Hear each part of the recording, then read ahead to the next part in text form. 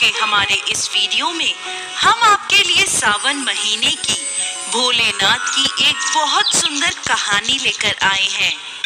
एक समय की बात है, किसी गांव में एक बुढ़ी अम्मा अपने बेटे के साथ रहती थी। माँ बेटे बहुत मेहनत मजदूरी करके अपना गुजारा करते थे। एक बार बुढ़ी अम्मा के मन में विचार आया कि अब उसका पुत्र विवाह के योग्य हो गया है, अब उसे अपने लिए बहू ले आनी चाहिए। कुछ समय बाद बुढ़ी अम्मा ने अपने बेटे का विवाह एक सुशील कन्या से कर दिया। उसकी बहू बहुत सुंदर, सुशील और संस्कारी थी।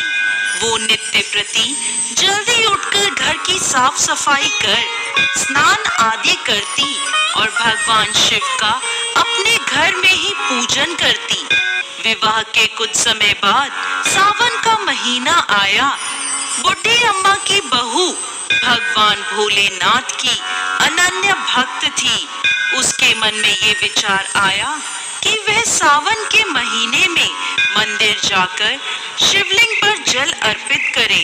अपने मन में आए विचार को उसने अपनी सास से कहा, माताजी, सावन का महीना शुरू हो गया है, मैं शिव मंदिर जाकर पूजा पाठ करना चाहती हूँ, शिवलिंग पर जल अर्पित करना चाहती हूँ।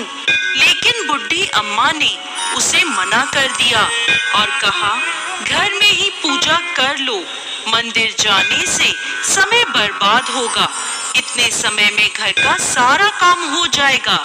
ये बात सुन बहू उदास हो गई, लेकिन कुछ नहीं कर सकी। उदास होकर घर के कार्यों में लग गई। उस दिन उसने कुछ अन्न जल ग्रहण नहीं किया। अगले दिन बहू कुएं से जल लाने गई।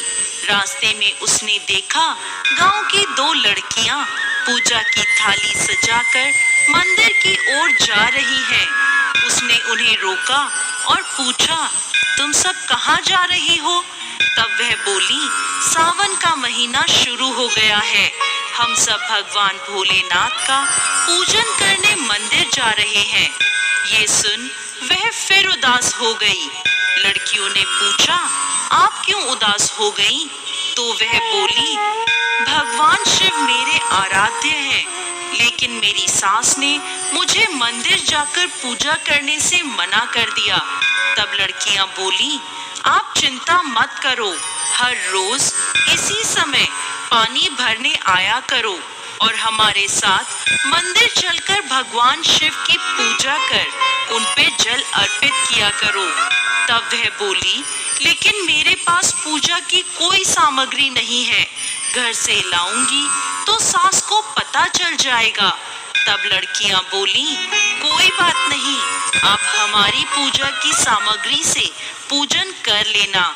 ये सुनकर वो बहुत खुश हुई और रोज उनके साथ मंदिर जाने लगी, जहां वो शिवलिंग पर जल चढ़ाती और भक्ति भाव से भोलेनाथ की पूजा करती और उनसे कहती, मैंने अपनी सास से ये बात छुपाई है, इसके लिए मुझे क्षमा कर दीजिएगा।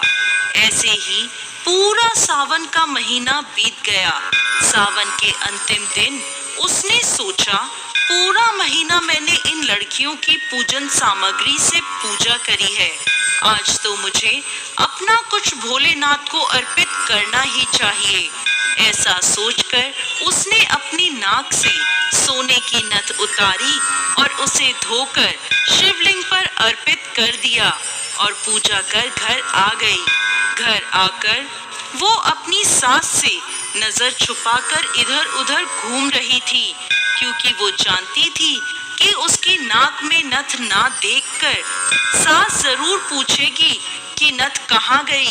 ऐसे ही दोपहर हो गई। तभी अचानक सास की नजर उसकी नाक पर गई और नाक में नथ ना देखकर सास ने पूछा, बहू, तुम्हारी नथ कहाँ है? तो वह बोली, माँ जी, मुझे नहीं पता, शायद कहीं गिर गई होगी। सास बोली, अच्छा, तो ये बताओ कि तुम आज कहाँ कहाँ गई थी, वहीं जाकर ढूंढ लेंगे। बहू बोली, मैं सुबह पानी भरने गई थी, तब तक तो मेरी नाक में नथ थी। इसके बाद मैं उपले थापने गई थी। सास बोली, चलो वहीं चलकर देखते हैं। दोनों वहां पहुंचे जहां बहू ने उपले थापे थे। सास ने बहू से कहा, चलो अब ये उपले तोड़कर देखते हैं। दोनों सास और बहू उपले तोड़ने में लग गईं। जैसे ही दोनों ने उपले तोड़े, दोनों के उपलों में एक एक नथ निकली। सास बोली, नथ तो एक ही थी, ये दो कैसे हो गई? इसके बाद सास ने एक एक कर सारे उपले तोड़ने शुरू कर दिए। अब सास उपले तोड़ती जाए और उन सब में से नथ निकलती जाए। सास ने बहू की ओर देखा और पूछा, ये क्या मांजरा है?